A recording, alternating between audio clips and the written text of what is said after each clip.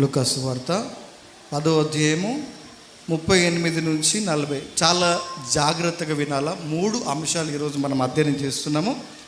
ఈరోజు దేవుడు మనతో చాలా స్పష్టంగా సూటిగా ఆయన వాక్యాన్ని వెల్లడి చేస్తూ ఉన్నాడు. లూకా సువార్త 10వ అధ్యాయము 38వ వచనం నుంచి 42వ వచనం వరకు అందరికీ చాలా సుపరిచితమైనటువంటి వాక్య భాగాన్ని చూస్తున్నాం. అంతటా వారు ప్రయాణమై పోవుచుండగా ఆయన ఒక గ్రామంలో ప్రవేశించెను. మార్తా అను ఒక స్త్రీ ఆయనను తన ఇంట చేర్చుకొనెను. ఆమెకు మరియా అను సహోదరి ఉండెను. ఆమె యేసు పాదముల యొద్ద కూర్చుండి ఆయన బోధ వినుచుండెను. మార్తా విస్తారమైన పని పెట్టుకొనుట చేత తొందరపడి ఆయన యొద్దకు వచ్చి, ప్రభువా, నేను ఒంటరిగా పనిచేయుటకు నా సహోదరి నన్ను విడిచిపెట్టినందున నీకు చింత లేదా? నాకు సహాయము చేయమని ఆమెతో చెప్పుము అనెను.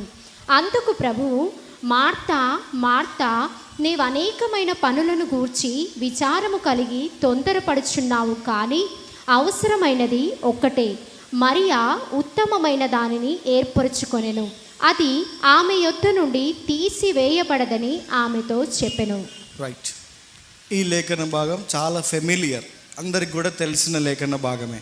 అయితే ఈరోజు ఒక మంచి ధ్యానాంశాన్ని మీతో నేను పంచుకోవాలని ఆశపడుతున్నాను. చాలాసార్లు మానవులు విభిన్న రకాలుగా, విభిన్న స్వభావాలు కలిగి, విభిన్న తలంపులు కలిగి మానవులంతా కూడా నివసిస్తూ ఉంటారు. అందులో ఒక వ్యక్తి గురించి నిజ సంఘటన మీ ముందు ఉదాహరణగా ఉంచాలని ఆశపడుతున్నా. దయచేసి వాక్యాన్ని శ్రద్ధగా వినండి, అర్థం చేసుకోవడానికి ప్రయత్నించండి.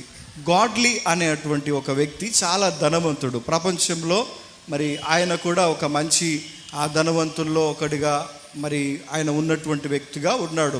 అయితే ఈ ధనవంతుడైనటువంటి ఆయనకు ఒక మంచి గృహాన్ని ఆయన నిర్మించుకున్నాడు. ఆ గృహం యొక్క నిర్మాణం ఎలా ఉంది అంటే, చాలా జాగ్రత్తగా వినండి, చాలా ఇంద్రభవనము లాంటిది ఆ గృహము.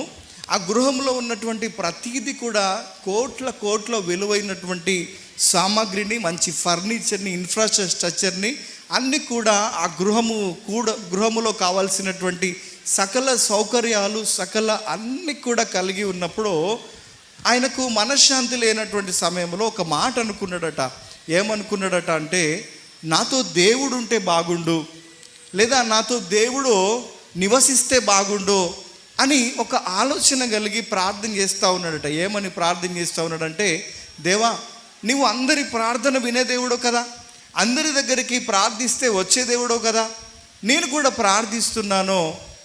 ఇంత గొప్ప ధనవంతుడిని అయినప్పటికీ కూడా నీవు నాకు తోడుగా ఉంటే చాలు, నీవు నాకు తోడుగా ఉంటే బాగుంటుంది అని దేవుణ్ణి ప్రార్థన చేస్తూ ఉన్నప్పుడు, ధనవంతుడైనప్పటికీ కూడా తనకున్నటువంటి ఆ ప్రార్థనను బట్టి, తనకున్నటువంటి ఆ ఆలోచనను బట్టి దేవుడు ఏం చేశాడట అంటే, సరే అని చెప్పి ఆయన గృహానికి అతిథిగా వచ్చాడట. వినాలందరూ హల్లెలూయా. తలుపు తడుతూ ఉన్నాడు. తలుపు తట్టినప్పుడు ఎవరు అని మెల్లగా తలుపు తీసి చూస్తే అక్కడ ప్రభువుల వారు ఉన్నారు. అందుకే మనం చూస్తున్నాము ఒక మంచి వాక్యం ఏంటంటే, హృదయం అనే ద్వారం ఎదుటైన నిలుచుని తలుపు తడుతూ ఉన్నాడు అనే మాటను మనం చూస్తూ ఉన్నాం. అయితే ఈ యొక్క గాడ్లీ ఏం చేస్తున్నాడంటే, తలుపును తీసి చూడగానే అక్కడ ప్రభువారు ప్రత్యక్షమైనారు. ఏంటి, ప్రభువు రాగానే చూసి ఆశ్చర్యపోయి తన ఇంటిలోకి మెల్లగా తీసుకొని వెళ్తాడు. వెళ్ళి, అయ్యా, నా ఇల్లు ఇదంతా కూడా నీవిచ్చిన ఆశీర్వాదమే, ఇదంతా కూడా నీవిచ్చినటువంటి సంపదే, నీవిచ్చినటువంటి దీవెనే అని చెప్పి ఆ భవనమంతటిలో ఒక విలువైనటువంటి గది ఉంది. చాలా జాగ్రత్త వినాలి. విలువైనటువంటి గది. ఆ గదిలో అన్ని సకల సౌకర్యాలు, అన్ని ఫ్లెక్సిబిలిటీస్, అన్ని యాక్సెసరీస్, అన్ని లగ్జరియస్ థింగ్స్ అన్నీ కూడా ఆ గదిలో బంగారంతో పొదిగించబడి చక్కటి విలువైనటువంటి ఆ నైపుణ్యముతో ఆ గది ఉంది. అయితే ఆ గదిలోనికి యేసు ప్రభుల వారిని ఈ వ్యక్తి తీసుకుని వెళ్ళి, అయ్యా, మీరు ఈ గదిలో ఉండండి, ఈ గదిలోకి ఎంతమంది నౌకర్లు ఉన్నారో అని నౌకర్లందరూ చూపెడతాడు. నౌకర్లందరినీ కూడా చూసి చెప్తున్నాడు ఏమనంటే, ఇంకో ఇది ఒక బెల్ ఉంది, దీన్ని మీరు క్లిక్ చేస్తే, లేకపోతే దీన్ని మీరు ప్రెస్ చేస్తే మీ దగ్గరికి నౌకర్లందరూ కూడా వస్తారు, వచ్చి మీకు ఏం కావాలనో కూడా తీసుకొస్తారు. మీరు నా గృహానికి వచ్చారు, మీరు నా గృహంలో అతిథిగా నా గృహానికి వచ్చినప్పుడు నేను సంతోషిస్తున్నాను అని చెప్పి ఆయన ఏమంటున్నాడంటే, ఈ గది మొత్తం మీదే, ఇది ఎంతో అందంగా నేను రూపొందించుకున్నాను, ఈ గది ఎంతో ప్రావీణ్యంగా నేను నిర్మించుకున్నాను, కానీ ఈ ఇంత పెద్ద భవనములో ఈ ప్రత్యేకమైనటువంటి గదిని ప్రభువానికి ఇస్తున్నాను నేను, కాబట్టి ఈ గదిలో మీరుండండి, ఈ గదికి మీరే యజమాని అని చెప్పి చెప్తా ఉన్నాడట.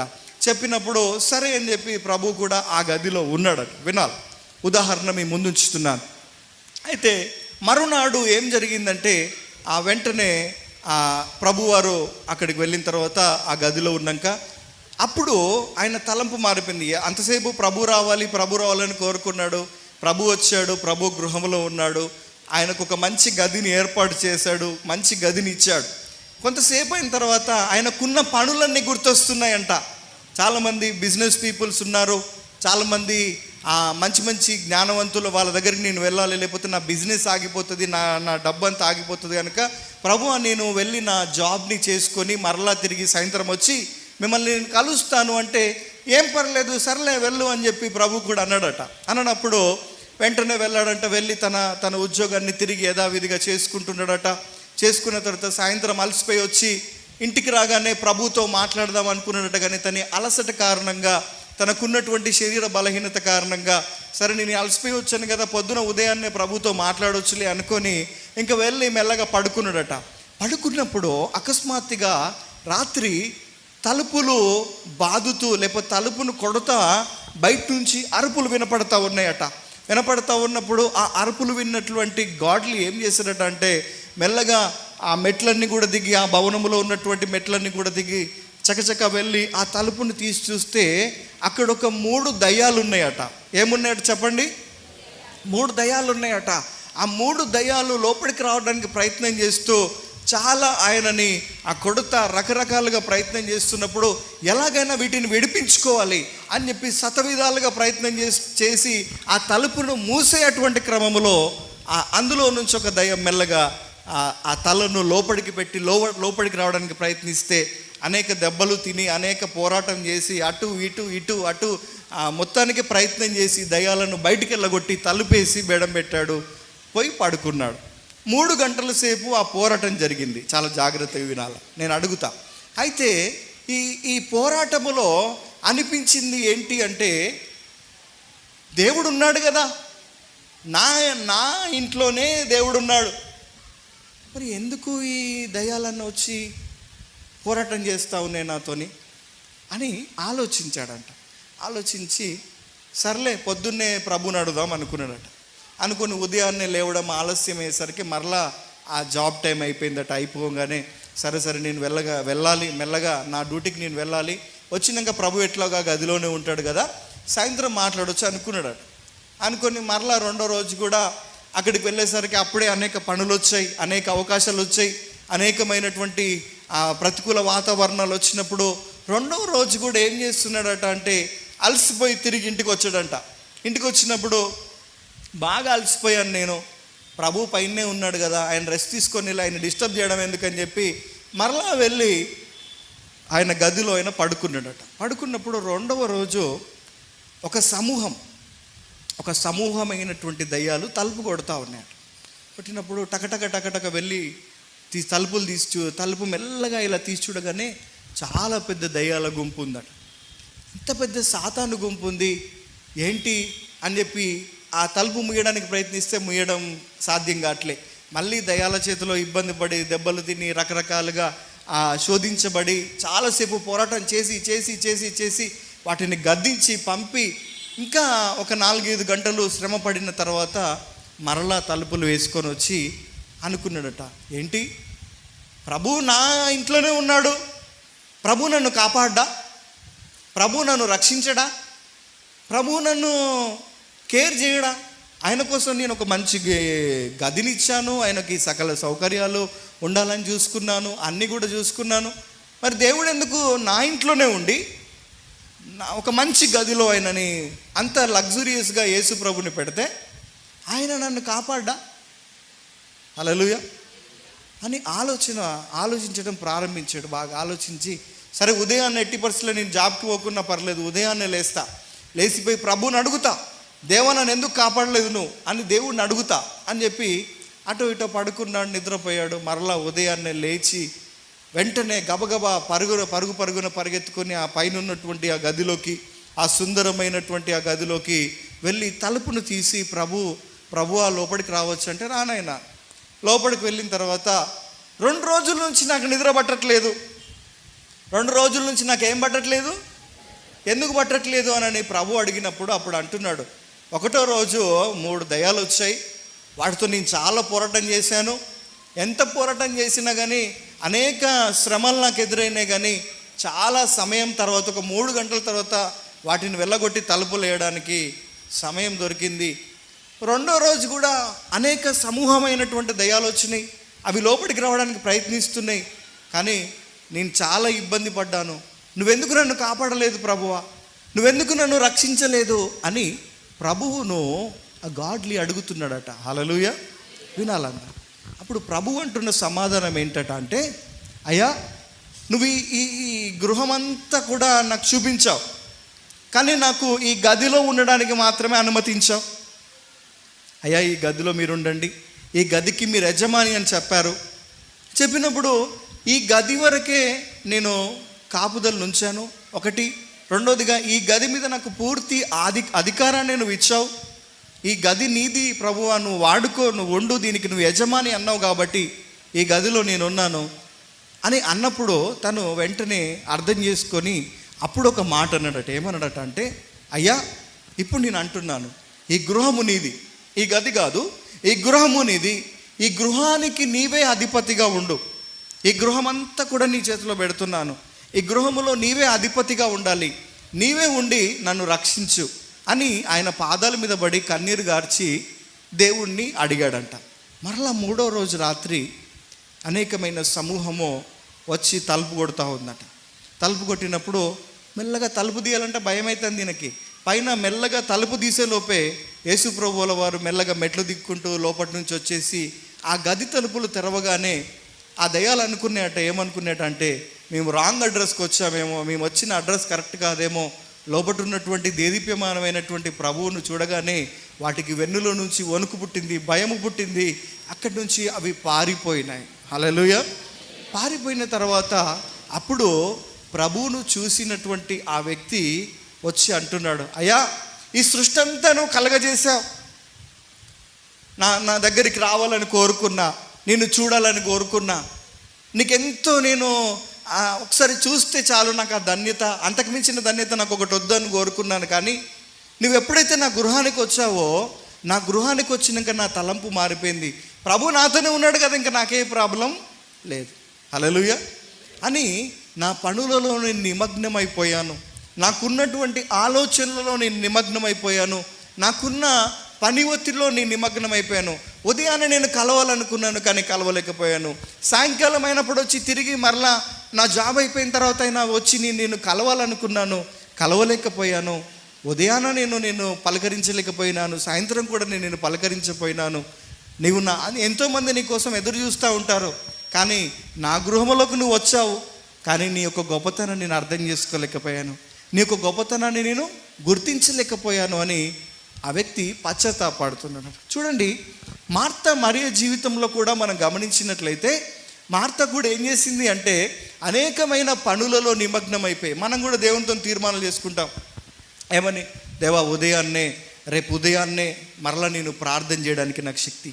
ఉదయాన్నే మెల్లగా మబ్బు కళ్ళతో లేవగానే అనుకుంటాం ఏంటంటే, సర్లే సాయంత్రం చేసుకుందాంలే, ఇప్పుడంత తొందర ఏమొచ్చిందని చెప్పి సాయంత్రం ప్రార్థన చేసుకుందాం అనుకుంటాం. సాయంత్రం ఏదో పని పడుతుంది, చుట్టాలు వస్తారు, బంధువులు వస్తారు, లేకపోతే ఇంట్లో ఇంపార్టెంట్ సీరియల్ వస్తుంది, లేకపోతే ఇంకేదో అనవసరమైనటువంటి అన్నీ వస్తూ ఉంటాయి. వచ్చినప్పుడు మెల్లగా నిద్రలోకి జారుకొని పడుకుంటాం. అయ్యో మర్చిపోయిన ప్రభు, మళ్ళీ ఉదయాన్నే ప్రార్థన చేద్దాం అనుకుంటాం, మళ్ళీ సాయంత్రం ప్రార్థన చేద్దాం అనుకుంటాం. ఇలా ఎంతోమంది ఏం చేస్తున్నారంటే వారి విశ్వాసాన్ని పోగొట్టుకుంటా ఉన్నారు. హల్లెలూయా. ఈరోజు మనము ఆలోచన చేద్దాం. మార్తా మరియలో వాళ్ళిద్దరు కూడా దేవుడు వారిద్దరిని ఎంతో ప్రేమించాడు, కానీ అందులో మరియ ఏం చేసిందంటే దేవుని మాట వినుటకు వేగరపడింది. మార్తా ఏం చేసిందంటే ప్రభువుకు కావాల్సినటువంటి మంచి భోజనాన్ని, సమృద్ధి అయిన ఆహారాన్ని అందించడానికి ప్రయత్నంలో భాగంగా తన విస్తారమైన పనుల చేత దేవునికి దూరంగా ఉండిందంట. హల్లెలూయా. దేవుడే మన పక్షాన వచ్చి అంత పెద్ద మహాదేవుడు మన దగ్గరికి వస్తే, మనతో ఉంటే ఇంకేమన్నా అవసరత మనకు ఉంటుందా? దేవుని అడగొచ్చుగా, దేవా నాకు అది కావాలి ఇది కావాలంటే దేవుడు ఇయ్యడా? ఆయననే ఇంట్లో పెట్టుకొని ఆ వ్యర్థమైన పనులలో నిమగ్నమైపోయి దేవునికి ప్రాధాన్యత ఇయ్యనటువంటి వ్యక్తిగా ఆ వ్యక్తి ఉన్నాడు. చూడండి, మనం గమనించినట్లయితే మార్తా మరియ కూడా ఏం చేశారంటే, మార్తా ఏమో ప్రభువుకు మంచి భోజనాన్ని సిద్ధపరచాలి, చక్కటి ఆహారాన్ని అందించాలి అని ప్రభువుకు మంచి పిండి వంటలో లేకపోతే ఇంకేదో అందించాలని ఆశపడింది. కానీ దేవుని మాట వినాలి, లేదా దేవునితో నేను గడపాలి, దేవుని యొక్క నోటి నుంచి వచ్చే ప్రతి మాట నేను తీసుకోవాలి. నిజంగా సృష్టిని కలుగజేసిన సృష్టికర్త అయిన దేవునికి ఆకలి ఒక లెక్క కాదు. ఆయన 40 రోజులు నీళ్లు తాగకుండా ఆహారం తినకుండా బ్రతికిన వ్యక్తి. హల్లెలూయా. కానీ ఇక్కడ మనం గమనించినట్లయితే మన ఆలోచనలు చాలా భిన్నంగా ఉంటాయి. అందుకే నేను ఈరోజు ఒక మంచి ధ్యాన అంశాన్ని మీ ముందుంచాలని ఆశపడుతున్నాను. దయచేసి వాక్యాన్ని శ్రద్ధగా ఆలోచన చేద్దాం.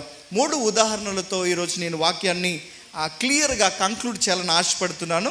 2వ దినవృత్తాంత గ్రంథము, అందరు రెండో దినవృత్తాంతములు తీయండి దయచేసి. 2వ దినవృత్తాంతములు 20వ అధ్యాయము 1 నుంచి 3 వచనాలు చూద్దాం. ఈరోజు ఒక మంచి వాక్యాన్ని దేవుడు మనకు అనుగ్రహిస్తున్నాడు. ఈ వాక్యము చాలా విలువైంది. Everybody has to listen properly. అందరూ కూడా చాలా శ్రద్ధగా కాన్సన్ట్రేషన్తో ఈ మాటలు వినాల్సిందే కోరుచున్నాను. 2వ దినవృత్తాంతములు 20వ అధ్యాయము 1 నుంచి 3 వచనాలు చూద్దాం. ఇది అయిన తరువాత మోయాబీయులను అమ్మోనీయులను మోయోనీయులను కొందరును దండెత్తి యెహోషాపాతు మీదికి వచ్చిరి. అంతలో కొందరు వచ్చి సముద్రము ఆవల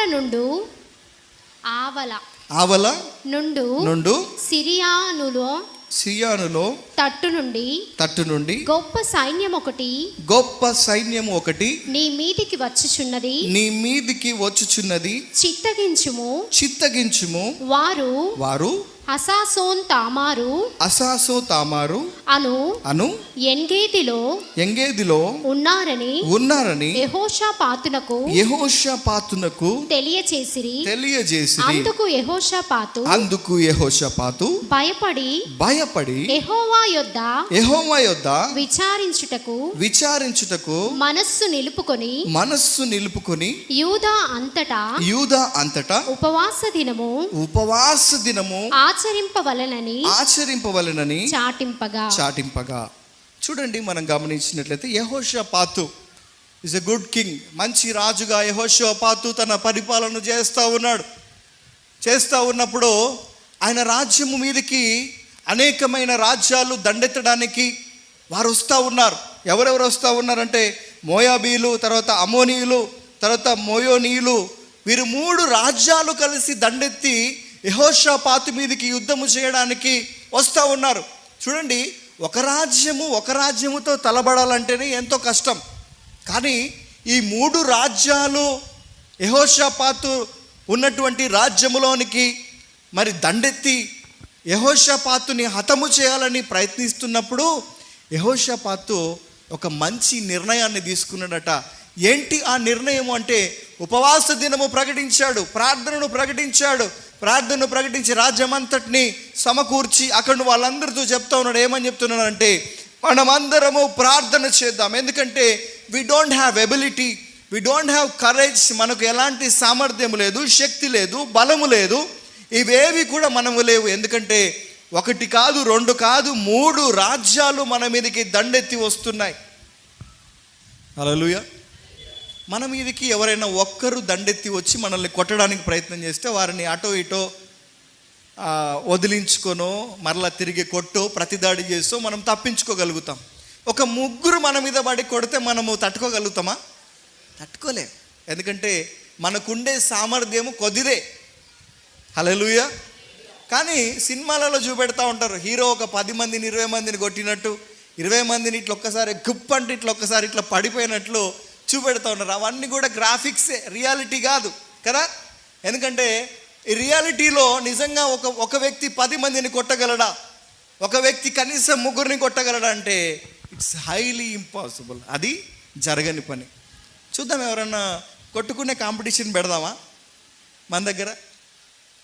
కొట్టుకుంటే ఒకవేళ స్త్రీలు అయితే ఏం చేస్తారంటే వాళ్ళు ఖడ్గాలు అవసరం లేదు, యుద్ధ నైపుణ్యాలు అవసరం లేదు, చేతిలో గంట ఉంటే గంట, లేకపోతే ఏది ఇంకా అది చపాతీ పిండి చేసే రొట్టె ఉంటే రొట్టె గంట, లేకపోతే ఇంకేదైనా సామాగ్రి వాడి యుద్ధం చేయొచ్చు. లేకపోతే వారికి ఉన్న మంచి ఆయుధం ఏంటంటే జుట్లు. చాలా పెద్ద జుట్లు ఉన్నాయి వారికి, జడలు ఉన్నాయి కాబట్టి జడలు పట్టుకొని కూడా వారు యుద్ధం చేయొచ్చు. లేకపోతే వారికి ఇంకొక మంచి జ్ఞానయుక్తమైనటువంటి నాలుక ఉంది కదా, నాలుకతో కూడా యుద్ధం చేయొచ్చు. హల్లెలూయా. చాలా గృహాల్లో నాలుకతో యుద్ధాలు జరుగుతూ ఉంటాయి. అంటే ఎలాంటి పనిముట్లు లేకున్నా కానీ, ఎలాంటి సామాగ్రి లేకున్నా కానీ నాలుకతో కూడా యుద్ధాలు చేసేటువంటి మహిళలు, స్టార్ మహిళలు ఇక్కడ ఉన్నారు. హల్లెలూయా. రైట్, మంచిది. ఇక్కడ నేను ఒక మాట చెప్తున్నా. యుద్ధము చేయాలంటే, యుద్ధ నైపుణ్యం కావాలంటే కొన్నిసార్లు మానవ శక్తి సరిపోదు. రియల్లీ చూడండి, మనం గమనించినట్లయితే 3 రాజ్యాలు ఏంటంట, మోయాబీలు, అమోనీయులు, తర్వాత మోయోనీయులు, 3 రాజ్యాలు కలిసి ఒక రాజ్యం మీదకి దండెత్తి వస్తే అప్పుడు యెహోషాపాతు అంటున్నాడంట, అయ్యా నాకు రాజ్యముల మీద యుద్ధము చేసే అంత శక్తి నాకు లేదు. సైల్ ఇంపాసిబుల్. నేనైతే యుద్ధం చేయలేను. నేను ఒక్కడిని, నా రాజ్యం ఒక్కటి, నా ఒక్క రాజ్యం మీదకి 3 రాజ్యాలు దండెత్తి వస్తే దీన్ని ఎవరు ఆపగలరు? ప్రతిగా ఎవరు యుద్ధం చేయగలరు? ఎవరు కాపాడగలరు అని పదే ఆలోచించిన పిమ్మట అప్పుడు అనుకున్నాడు ఏంటంటే, యెహోవాయే మమ్మల్ని కాపాడేవాడు. హల్లెలూయా. దేవుడే మా పక్షాన్ని యుద్ధం చేయవాడు కాబట్టి రైట్, మేమేం చేస్తాం, ఏంటి మీరు చేసేది అంటే అప్పుడు రాజ్యంలో ఉన్న ప్రజలందరితో చెప్తున్నాడంట, మనము బలహీనులం. ఒకవేళ మన దగ్గర యుద్ధ నైపుణ్యంతో ఉన్న ఖడ్గాలు ఉండొచ్చు, రథములు ఉండొచ్చు, కత్తులు ఉండొచ్చు, ఇవన్నీ ఉండొచ్చు, కానీ 3 రాజ్యాల మీద మనం యుద్ధము చేయాలంటే మానవులమైన మన శక్తి సరిపోదు, మనకు దేవుని శక్తి కావాలి అని అడిగారంట. హల్లెలూయా. అప్పుడు మనం చూసినట్లయితే 2వ దినవృత్తాంతములు 20వ అధ్యాయము 12వ వచనం చూద్దాం. మా దేవా ప్రార్థన చేస్తా ఉన్నాడు. ఎవరు ప్రార్థన చేస్తా ఉన్నారు? యెహోషాపాతు ప్రార్థన చేస్తా ఉన్నారు. ఏమని ప్రార్థన చేస్తా ఉన్నారు? నా దేవా, నీవు వారికి తీర్పు తీర్చవా, మా మీదికి వచ్చు ఈ గొప్ప సైన్యముతో యుద్ధము చేయుటకును మాకు శక్తి చాలదయ్యా. ఏది చేయుటకును మాకు తోచదు. నీవే మాకు దిక్కు అని ప్రార్థన చేసెను. యూదా వారందరును తమ శిశువులతోను భార్యలతోను పిల్లలతోను యెహోవా సన్నిధిని నిలువబడిరి. అప్పుడు లేవీయుడగు యాహాయేజీయులు సమాజములో ఉండెను. యెహోవా ఆత్మ అతని మీదికి రాగా అతడు ఇలాగు ప్రకటించెను. యూదా వారలారా యెరూషలేము కాపరస్తులారా యెహోషాపాతు రాజా మీరందరూ ఆలకించుడి. యెహోవా సెలవిచ్చినది ఏమనగా ఈ గొప్ప సైన్యమునకు మీరు భయపడకుడి, జడియకుడి. ఈ యుద్ధము మీరు కాదు, దేవుడే జరిగించును. హల్లెలూయా. అప్పుడు యాజకుడు అంటా ఉన్నాడట వారితోని, ఎందుకయ్యా మీరు భయపడతా ఉన్నారు? 3 రాజ్యాలు వస్తే ఏంటి, 30 రాజ్యాలు వస్తే ఏంటి, 300 రాజ్యాలు వస్తే ఏంటి, ఎందుకు మీరు భయపడతా ఉన్నారు? Why your fever?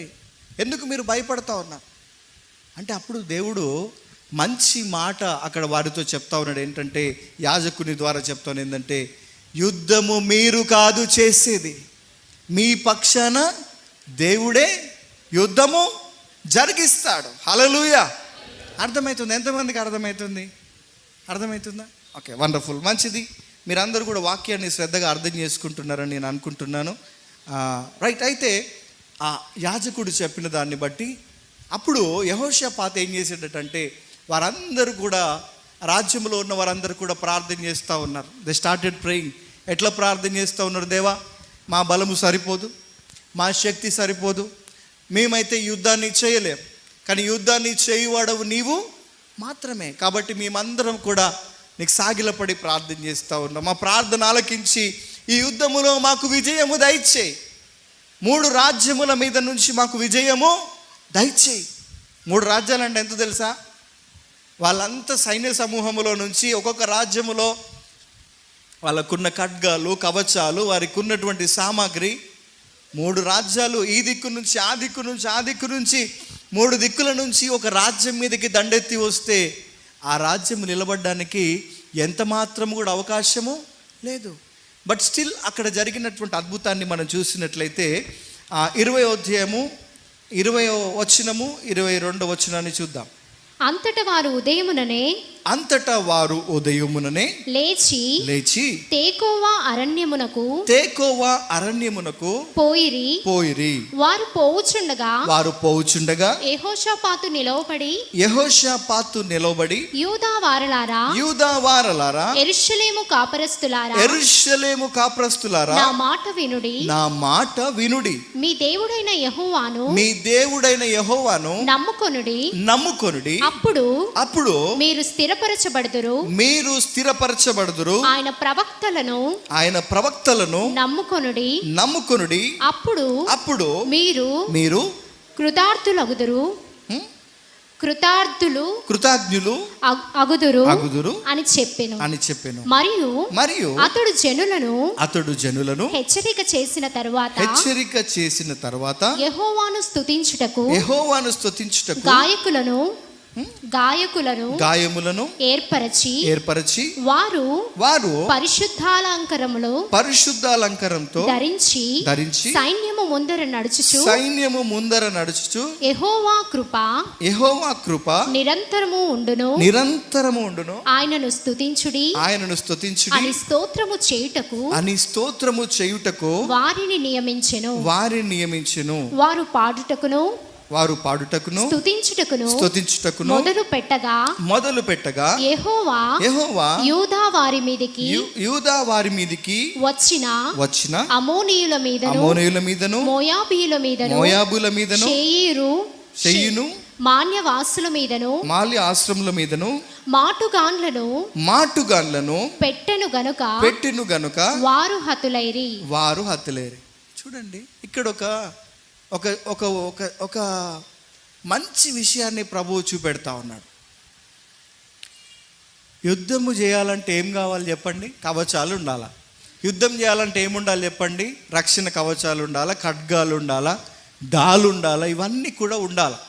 యుద్ధంలోకి పోయేటప్పుడు ఉట్టిగానే నేను ఉట్టి బట్టలు వేసుకొని వస్తా, ఒక తెల్ల ప్యాంటు తెల్ల షర్ట్ వేసుకొని వస్తా అంటే యుద్ధం చేయలేరు.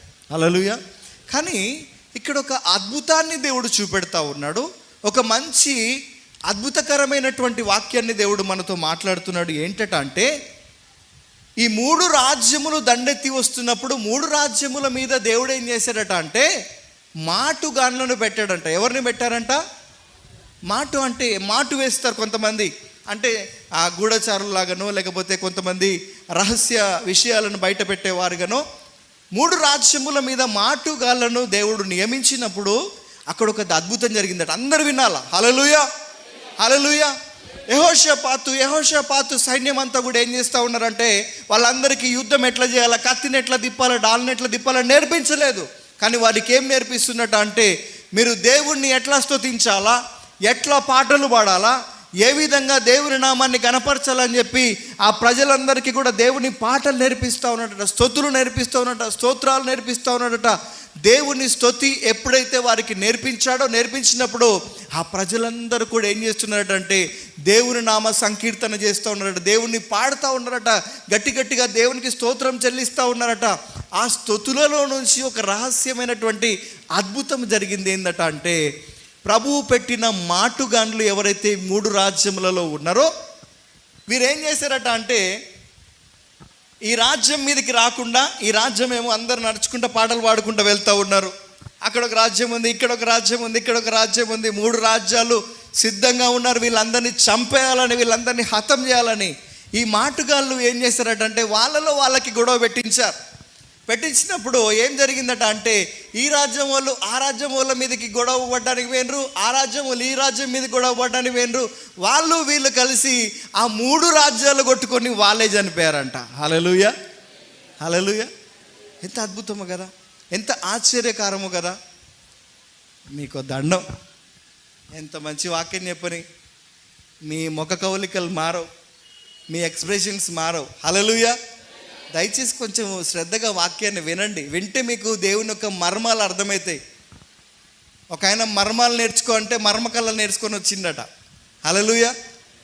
మర్మాలు వేరు, అంటే లోతైనటువంటి అనుభవంతో కూడినటువంటి మర్మాలు. చూడండి, ఆ 3 రాజ్యాలు ఆ యుద్ధానికి వచ్చారు, కానీ యుద్ధం చేయకుండా దేవుడు ఏం చేశాడంటే మాటుగాళ్ళను పెట్టినప్పుడు ఈ రాజ్యముడు ఆ రాజ్యముడు మీదకి ఎందుకో చిన్న గొడవ పెట్టినట్టు ఒకడు వాడు వీడు కొట్టుకుంటే ఆ రాజ్యం వాళ్ళు ఈ రాజ్యం వాళ్ళు కొట్టుకున్నారట, ఈ రాజ్యం వాళ్ళు ఆ రాజ్యం వాళ్ళు కొట్టుకున్నారట. అట్లా ఆ 3 రాజ్యాలు వాళ్ళకు వాళ్ళే గొడవపడి చిత్తుగా కొట్టుకొని ఒకరినొకరు చంపుకొని 3 రాజ్యాలు చనిపోయినాయట. హల్లెలూయా. యుద్ధం చేసిరా వీళ్ళు? ఖడ్గాలు పట్టుకున్నారా? కత్తులు పట్టుకున్నారా? కడారులు పట్టుకున్నారు? ఏం పట్టుకోలేదు. They don't have anything. కానీ వారు పట్టుకున్నది ఏంటో తెలుసా? దేవుని యొక్క శక్తి. హల్లెలూయా. వారందరూ స్తుతులు చెల్లిస్తూ ఉన్నప్పుడు, వారందరూ పాటలు పాడుతూ ఉన్నప్పుడు, వారందరూ దేవుని నామాన్ని పలుకుతూ ఉన్నప్పుడు దేవుడు వారికి యుద్ధము లేకుండానే విజయాన్ని ప్రకటించాడు. హల్లెలూయా. ఇది సాధారణమైన విషయం కాదు. కొన్నిసార్లు మన మీదకి శత్రువు దాడి చేయడానికి అనేక రూపాల్లో వస్తూ ఉంటాడు. స్నేహితుల ద్వారానో, పక్కన వారి ద్వారానో, కుటుంబం ద్వారానో, ఎవరో ఒకరు మనల్ని ఏదో ఒక విధంగా మనల్ని మానసికంగానో శారీరక పరంగానో ఏదో ఒక విధంగా మనల్ని ఇబ్బంది పెట్టడానికి ప్రయత్నిస్తూ ఉంటారు. కానీ అందులో మనం విజయాన్ని పొందాలి అంటే, అందులో మనం విజయాన్ని సాధించాలి అంటే ఒకటి ఏంటంటే దేవుని నామ సంకీర్తన. హల్లెలూయా. దేవుని నామాన్ని ఎప్పుడైతే మనం గణపరుస్తామో, అందుకే నన్ను గణపరచు అని నేను చెప్పాలి. గట్టి చెప్పాలా?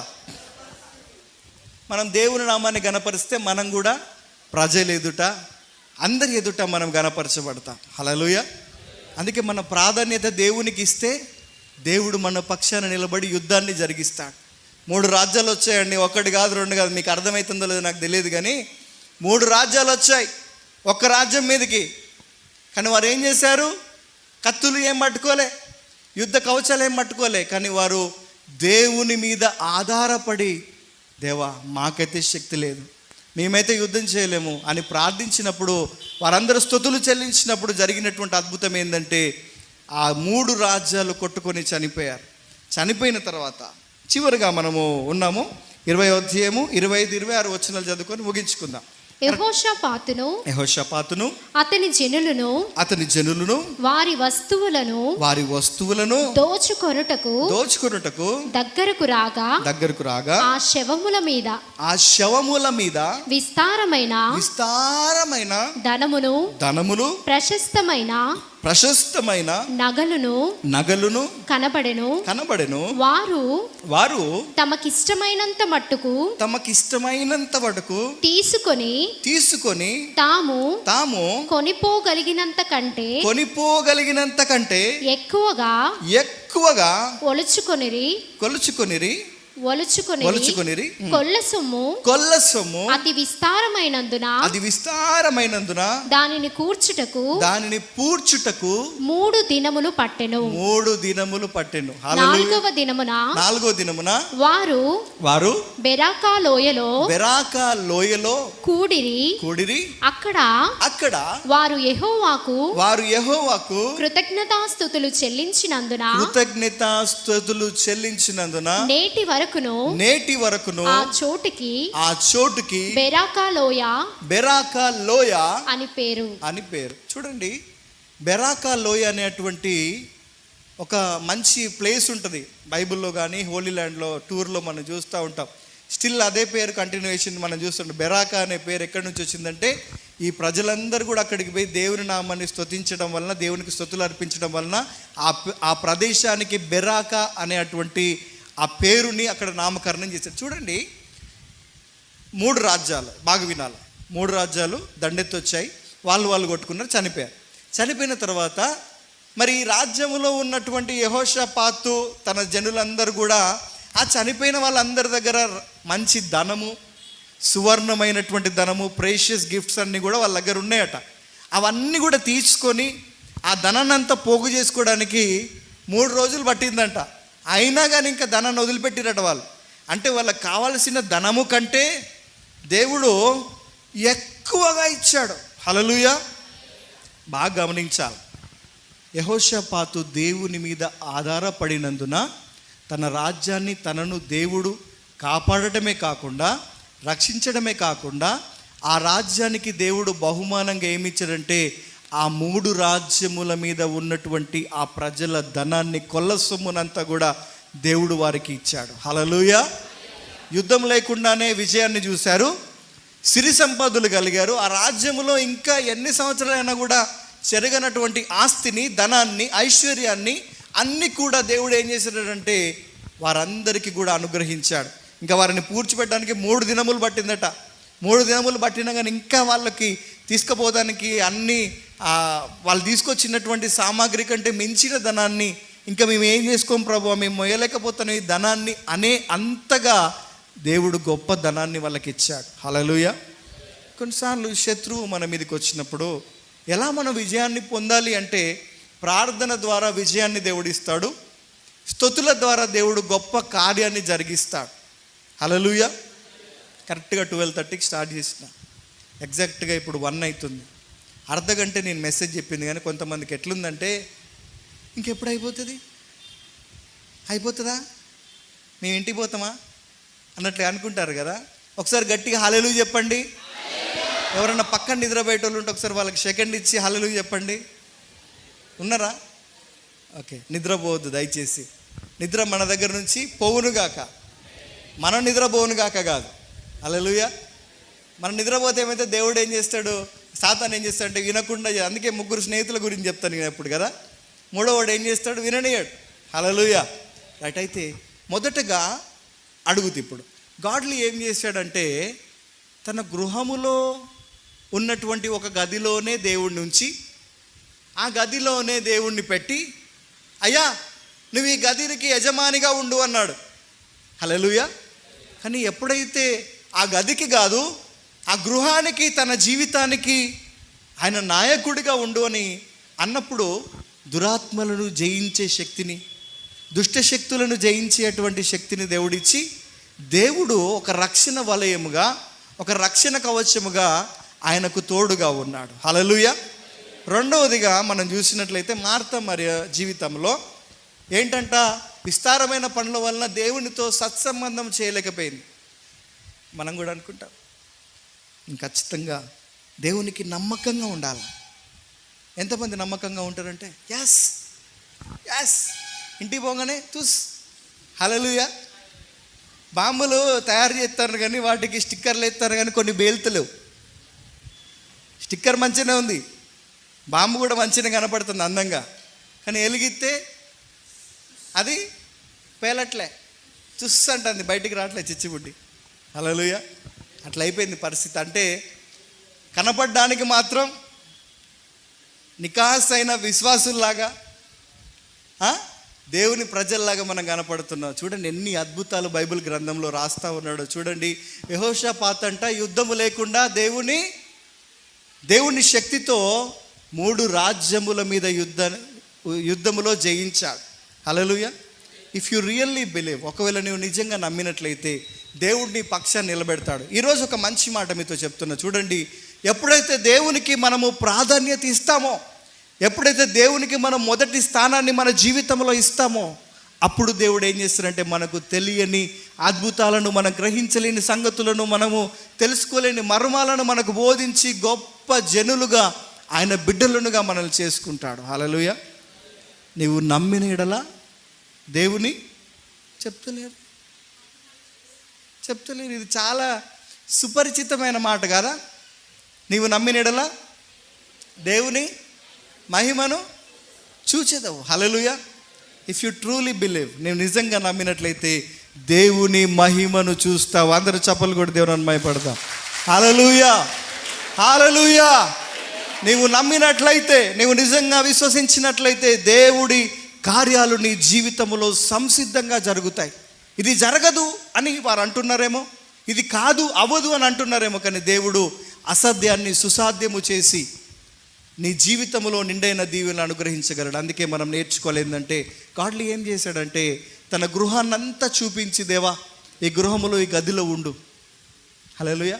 మనం కూడా అంటున్నామేమో, దేవా ఆదివారం ఒక్కరోజే నా దగ్గరికి రానైనా, మిగతా రోజులు నాకు వద్దునైనా, మిగతా రోజులు నా జీవితంగా నేను నా ఇష్టంగా ఉంటాను, నాకు నచ్చినట్లుగా బ్రతుకుతాను, నాకు నచ్చినట్లుగా జీవిస్తాను, ఒక్కరోజు మాత్రమే అట్లా వచ్చి విజిట్ చేసి అట్లా అంటున్నామేమో ప్రభుతోని. హల్లెలూయా.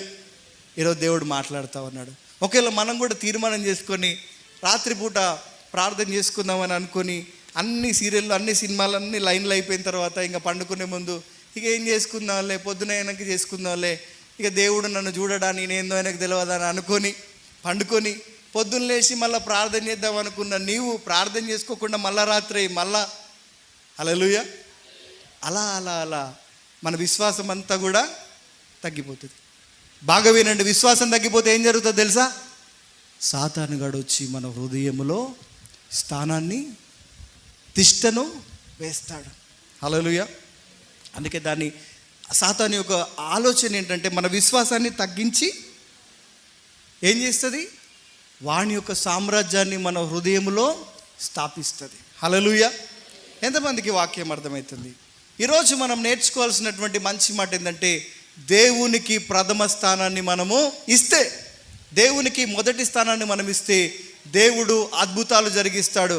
యెహోషాపాతు యుద్ధం లేకుండానే 3 రాజ్యముల మీద విజయాన్ని అనుగ్రహించుకున్నాడు. అంతేకాకుండా ఆ ప్రజలందరి దగ్గర ఉన్నటువంటి కొల్ల సొమ్మంతా కూడా దోచుకోవడానికి, తీసుకోవడానికి ఆ ప్రజలకు సమయం సరిపోలే. 3 రోజులైనా కానీ కూడా వాళ్ళని పూడ్చడానికి కూడా సమయం సరిపోలే. హల్లెలూయా. దేవుడు అలాంటి విజయాన్ని నీకు ఇస్తాడు. ఈరోజు నీ శత్రువు మీద నీకు అధికారాన్ని దేవుడు ఇస్తాడు. నీ శత్రువుల ఎదుట నీకు భోజనమును సిద్ధపరిచే దేవుడు, నీ శత్రువుల ఎదుట నీకు తలగా నియమించే దేవుడు. కానీ కానీ కానీ ఇవన్నీ ఎప్పుడు జరుగుతాయంటే దేవునికి ప్రథమ, గట్టి చెప్పాలి, అందరు చెప్పాలా, ప్రథమ స్థానాన్ని ఇచ్చినప్పుడు. హల్లెలూయా. సో ఈ రోజు నుంచి దేవునికి మనము ప్రథమ స్థానం ఇచ్చేవారిగా దేవుడు మన జీవితములలో కార్యము జరిగించునుగాక. దేవునికి ఇష్టమైన బిడ్డలుగా, ఆయన మెచ్చిన ప్రజలుగా, ఆయన జనాంగముగా మనముండి యెహోషాపాతు లాంటి ప్రార్థన కలిగిన వారిగా, యెహోషాపాతుకు దేవుడు విజయాన్ని ఇచ్చినట్లుగా మనకు కూడా దేవుడు విజయాన్ని ఇచ్చులాగున దేవుడు మనలను దీవించి ఆశీర్వదించి నడిపించునుగాక. అందరము తలలు వంచి ప్రార్థన చేసుకుందాం. ఇంతసేపు దేవుడు 3 విషయాలు నీతో మాట్లాడాడు. ఈరోజు విన్న వాక్యము నీకు నిజముగా స్పందన కలిగిస్తే, ఈరోజు విన్న వాక్యము నిజముగా నీ హృదయంలో మార్పును, ట్రాన్స్ఫర్మేషన్ని తీసుకొస్తే దేవుడు ఈరోజు నీతోనే మాట్లాడుతున్నాడు. He speaking with you. దయచేసి అందరము తలలు వంచి ప్రార్థన చేస్తాం. దయచేసి ఎవరి వైపు చూడొద్దు. ఒక మంచి తీర్మానం తీసుకుందాం. చూడండి, దేవుడు ఎన్నో అద్భుతాలు చేయగలడు. ఒక కీడు వెనక ఒక మేలు. నువ్వు అనుకుంటున్నావేమో, నాకే ఎందుకు ఇట్లా జరగాల, నేనే ఎందుకు ఇంత బాధను అనుభవించాలా, నేనే ఎందుకు ఇంత శ్రమను అనుభవించాలా అని నీవు నిజంగా బాధపడుతున్నట్లయితే దేవుడు అంటా ఉన్నాడు, శోధించబడిన మీదట నీవు సువర్ణము వలె మార్చబడతావని దేవుడు అంటావు. నేను సువర్ణముగా మార్చుట కొరకే, నేను అందమైన పాత్రగా మార్చుట కొరకే దేవుడు ఈ శ్రమలను అనుమతిస్తున్నాడేమో. గొంగళి పురుగు అనుకుంటా ఉంది, నేను ఎప్పుడు ఇంకా ఫలిస్తాను, అందరూ నన్ను అసహించుకుంటున్నారు, అందరూ నన్ను చీదరించుకుంటున్నారు అని. కానీ అది సీతకొక చిలుకగా మారినప్పుడు అందరూ దాన్ని పట్టుకోవడానికి ప్రయత్నిస్తూ ఉంటారు, అందరూ దాని వెనుక పరిగెడుతూ ఉంటారు, అందమైన సీతకొక చిలుకను పట్టుకోవడానికి. ఈరోజు నేను గొంగళి పురుగులాగున్నామేమో. ఏదైనా ఈరోజు నేను వెలివేయబడిన వారిగా, లేకపోతే జనులు మనలను ప్రేమించనొల్లని స్థితిలో మనం ఉన్నామేమో. దేవుడు ప్రేమను వృద్ధి చేయవాడు. Is going to increase your love, your faith. ప్రతి ఒక్కటి ఆయన ఇంక్రీజ్ చేయగలడు. అందరం కలిసి దేవుని అడుగుదాం. నిజముగా దేవునికి నీవు ప్రాధాన్యత ఇవ్వగలిగితే ఎన్నో అద్భుతాలను చూడగలవు, ఎన్నో ఆశ్చర్య కార్యములను అనుభవించగలవు. కానీ కానీ కానీ నీ విశ్వాసము సన్నగిల్లుతోందేమో, నీవు విశ్వాసములో పడిపోతున్నావేమో, నీ విశ్వాసములో జారిపోతున్నావేమో, నీ విశ్వాసములో కృంగిపోతున్నావేమో. ఈరోజు నీ విశ్వాసము బలపరచబడుట కొరకు ఆయన నీతో మాట్లాడుతూ ఉన్నాడు. ఎవరయ్యా యుద్ధాన్ని చేసేదంటే యాజకుడు అంటా ఉన్నాడు, మీ పక్షమున ఆయన యుద్ధము చేయడానికి సిద్ధముగా ఉన్నాడు అని దేవుడు మాట్లాడుతూ ఉన్నాడు యాజకునితో. ఈరోజు నీ జీవితములో అనేక యుద్ధాలు, అనేకమైనటువంటి ప్రతికూల పరిస్థితులు నీకు కలుగుతున్నాయేమో, but he's going to rescue today, he's going to restore you today. ఆయన నిన్ను రిస్టోర్ చేయడానికి ఈరోజు దేవుడు నీతో మాట్లాడుతూ ఉన్నాడు. యుద్ధము లేకుండా విజయాన్ని దేవుడు అనుగ్రహించడానికి సిద్ధంగా ఉన్నాడు. అయ్యో ప్రభువా, ఈ 3 రాజ్యముల మీద నేను ఏ విధంగా విజయాన్ని పొందాలి అని యెహోషాపాతు ప్రార్థించినప్పుడు దేవుడు అద్భుతముగా, ఆశ్చర్యకరముగా 3 రాజ్యములు వారు చూస్తుండగానే హతము చేయబడ్డవారు కేవలము దేవునిని స్తుతించుట వలన, కేవలము దేవునిని ఘనపరచుట వలన. ఇట్స్ నాట్ ఈజీ, సాధారణమైన విషయం కాదు. అసాధారణమైన దేవుడు మనతో ఉన్నాడు. అసాధారణమైన కార్యములు చేయగల పిల్లలం మనం. We are not an ordinary people. అందరిలాంటి వారం కాదు మనం. దయచేసి గమనించండి సంగమా, అర్థం చేసుకోండి. మనము ప్రత్యేకించబడిన జనాంగం అంటున్నాడు దేవుడు. ఆ ప్రత్యేకతను నువ్వు నిజంగా చూపించగలిగితే